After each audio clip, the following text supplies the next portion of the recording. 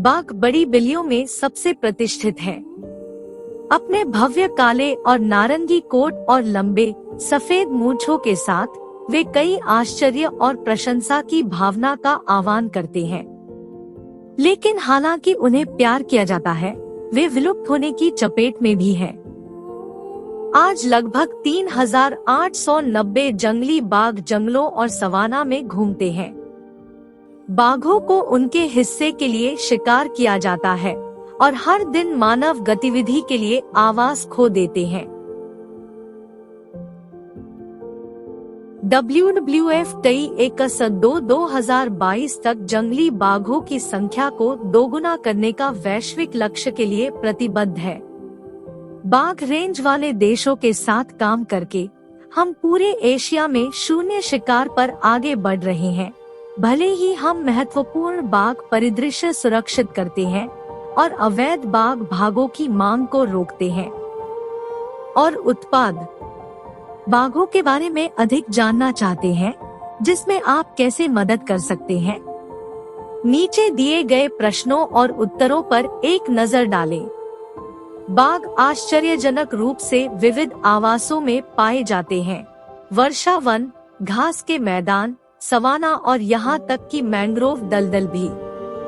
दुर्भाग्य से 93% ऐतिहासिक बाघ भूमि मुख्य रूप से मानव गतिविधि के विस्तार के कारण गायब हो गई है। बाघों को बचाने का मतलब उन जंगलों को बचाना है जो ग्रह के स्वास्थ्य के लिए महत्वपूर्ण है। बाघ की 2 उपप्रजातियां हैं, जिन्हें आमतौर पर महाद्वीपीय बाघ और सुंडा द्वीप बाघ के रूप में जाना जाता है। शेष सभी द्वीप बाघ केवल सुमात्रा में पाए जाते हैं। जावा और बाली में बाघ अब विलुप्त हो चुके हैं। इन्हें सुमात्रा टाइगर के नाम से जाना जाता है। महाद्वीपीय बाघों में वर्तमान में बंगाल, मलायन, इंडोचाइनीज और अमूर साइबेरियाई बाघ आबादी शामिल है, जबकि कैस्पियन बाघ जंगली में विलुप्त है। माना जाता है कि दक्षिण चीन का बाघ कार्यात्मक रूप से विलुप्त हो चुका है। इन बाघों को हमारी मदद की जरूरत है। बाघ के हर अंग, मूंछ से लेकर पूंछ तक का अवैध वन्यजीव बाजारों में कारोबार होता है। WWF सरकारों से कानून प्रवर्तन को मजबूत करने, जमीन पर अधिक बूट में निवेश करने और वन्यजीव अपराध को रोकने के लिए दीर्घकालिक मांग में कमी के प्रयासों के लिए प्रतिबद्ध है। माताओं और उनके शावकों के अपवाद के साथ बाघ एकांत जानवर है। अलग अलग बाघ बड़े क्षेत्रों में घूमते हैं, जिन्हें होम रेंज भी कहा जाता है, जिसका आकार भोजन की उपलब्धता से निर्धारित होता है। बाघ अपनी सीमा में गश्त नहीं करते हैं, लेकिन वे अपने क्षेत्र को मूत्र और मल के साथ कुछ दिनों या हफ्तों में चिह्नित करते हैं, ताकि अन्य बाघों को यह पता चल सके कि अंतरिक्ष पर कब्जा है। रिपोर्ट में इस बात पर प्रकाश डाला गया है कि बाघों के परिदृश्य को सुरक्षित रखने से कम 9 प्रमुख जलक्षेत्रों की रक्षा करने में मदद मिल सकती है, जो भारत, मलेशिया और थाईलैंड के शहरी क्षेत्रों सहित एशिया में 830 मिलियन लोगों के लिए ताजे पानी को विनियमित और प्रदान करते हैं।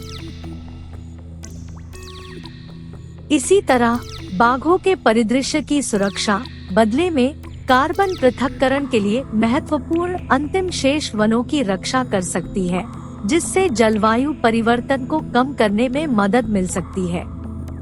WWF टाइगर्स अलाइव के नेता माइकल बाल्कजर ने कहा, जंगली बाघ को बचाने में निवेश किया गया प्रत्येक डॉलर कई खतरे वाली प्रजातियों और पारिस्थितिकी तंत्र सेवाओं को बचाने में मदद करता है, जो लाखों लोगों के लिए महत्वपूर्ण है। विशाल परिदृश्य की रक्षा करना जहां बाघ पनपते हैं, मीठे पानी को विनियमित करने, जलवायु परिवर्तन के प्रभावों को कम करने और स्वच्छ हवा, औषधीय पौधों, नौकरियों और बहुत कुछ का स्रोत प्रदान करने में मदद करता है। जंगली बाघों के संरक्षण की सफलता एशिया के सतत विकास के लिए एक आदर्श संकेतक है। एशिया के तेजी से आर्थिक विस्तार के साथ बाघ संरक्षण को प्राथमिकता देने से प्राकृतिक पूंजी हासिल करने में काफी मदद मिलेगी, जो क्षेत्र के सतत विकास लक्ष्यों को पूरा करने के लिए जरूरी है, बाल्टजर ने कहा। बाघों के परिदृश्य की रक्षा करना बाघों के लिए और हमारी आने वाली पीढ़ियों के लिए एक जीत है। लेकिन अगर हम जंगली बाघों को बचाने में विफल रहते हैं तो हम और भी बहुत कुछ नहीं बचा पाएंगे। बाघ संरक्षित क्षेत्र एशिया के अद्भुत वन्य जीवन को बचाते हैं। उदाहरण के लिए असम में भारत के मानस टाइगर रिजर्व को ले, जहां बाघों की आबादी बढ़ रही है। बाघों के अलावा मानस टाइगर रिजर्व के घास के मैदान और जंगल दुनिया की सबसे छोटी और दुर्लभ सुअर पाइगमी हॉग और मेरे निजी पसंदीदा बंगाल फ्लोरिकन की एकमात्र व्यवहार्य वैश्विक आबादी का समर्थन करते हैं। यह गंभीर रूप से लुप्तप्राय गेम बर्ड, जिसका मैंने अपने डॉक्टरेट के लिए भारत में प्रमुख टाइगर रिजर्व निम्नलिखित है। सुंदरबन पारिस्थितिकी समुदायों के बीच बातचीत के बारे में है। पारिस्थितिक तंत्र को बनाए रखने के लिए जैविक और अजैविक दोनों घटक महत्वपूर्ण हैं। सुंदरबन को गंगा के डेल्टा में मुहाना मैंग्रोव माना जाता है। सुंदरबन में दो पारिस्थितिक क्षेत्र है, सुंदरबन मीठे पानी के दलदली जंगल और सुंदरबन मैंग्रोव। मौसमी रूप से बाढ़ वाले सुंदरबन मीठे पानी के दलदली जंगल तटीय किनारे पर मैंग्रोव जंगलों से अंतर्देशीय है। जंगल लगभग 10,000 किलोमीटर 2 को कवर करता है, जिसमें से लगभग 6,000 किलोमीटर 2 बांग्लादेश में है। सुंदरबन का भारतीय भाग लगभग 4,110 किलोमीटर 2 होने का अनुमान है, जिसमें से लगभग 1,700 किलोमीटर 2 नदियों के रूप में जल निकायों द्वारा कब्जा कर लिया गया है और कुछ मीटर से लेकर कई किलोमीटर तक की चौड़ाई वाली खाड़ियों के रूप में है। बंगाल की खाड़ी के साथ सुंदरबन का विकास सहस्राब्दियों से अंतर्ज्वारीय अलगाव के साथ अपस्ट्रीम तलछट के प्राकृतिक जमाव के माध्यम से हुआ है। भूगोल में डेल्टाई संरचनाओं का प्रभुत्व है, जिसमें सतह और उपजलीय लेवी, स्प्ले और ज्वारीय फ्लैटों से जुड़ी कई जल निकासी लाइनें शामिल हैं। रैनथम्बोर आज रणथंभौर राष्ट्रीय उद्यान सफारी के लिए एक लोकप्रिय पर्यटन स्थल है। इस वन पार्क में रहने वाले कई लोकप्रिय बाघों के कारण दुनिया भर से हजारों बाघ प्रेमी यहाँ सफारी सीजन के दौरान रोजाना आते हैं। कई प्रसिद्ध बाघों में बाघिन मछली दुनिया में सबसे प्रसिद्ध बाघ थी। हालांकि पिछले साल अगस्त 2016 में उनकी मृत्यु हो गई, लेकिन उन्होंने अपने युवा दिनों की कई किंवदंतियों को छोड़ दिया। उनकी बहादुरी और ताकत की विलक्षणता ने कई वन्यजीव वृत्तचित्रों, फिल्मों और टीवी शो को प्रेरित किया है। इन खतरनाक जंगली शिकारियों को उनके प्राकृतिक जंगली वातावरण में कम दूरी पर देखना वास्तव में पूरे जीवन का स्वाद लेने के लिए एक एड्रेनालाइन पंपिंग साहसिक कार्य है। जिम कॉर्बेट नेशनल पार्क को बाघों का स्वर्ग कहा जा सकता है, क्योंकि इसके लुभावने परिदृश्य में बाघों की एक बड़ी आबादी है, जिसमें विभिन्न प्रकार की वनस्पतियां और जीव हैं।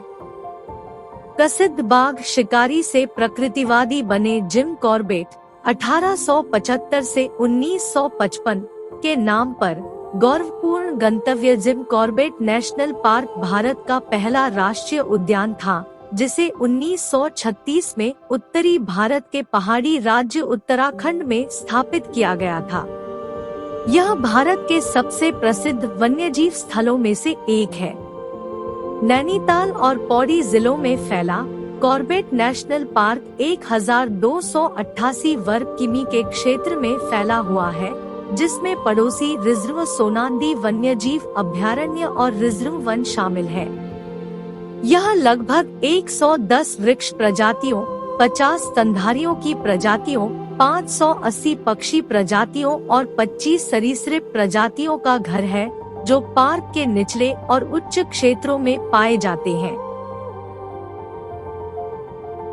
इस जगह की भौगोलिक स्थिति, जो नदियों और भूभाग को पार करते हुए लकीरों को घेरती है, जिम कॉर्बेट नेशनल पार्क को कई पौधों और जानवरों की प्रजातियों के लिए एक आदर्श निवास स्थान बनाती है।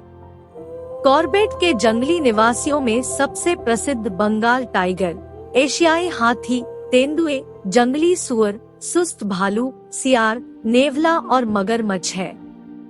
कान्हा राष्ट्रीय उद्यान मैकाल श्रेणी के सबसे आकर्षक राष्ट्रीय उद्यानों में से एक है, जो रचनात्मक प्राणियों के लिए सबसे प्रेरक स्थान साबित होता है।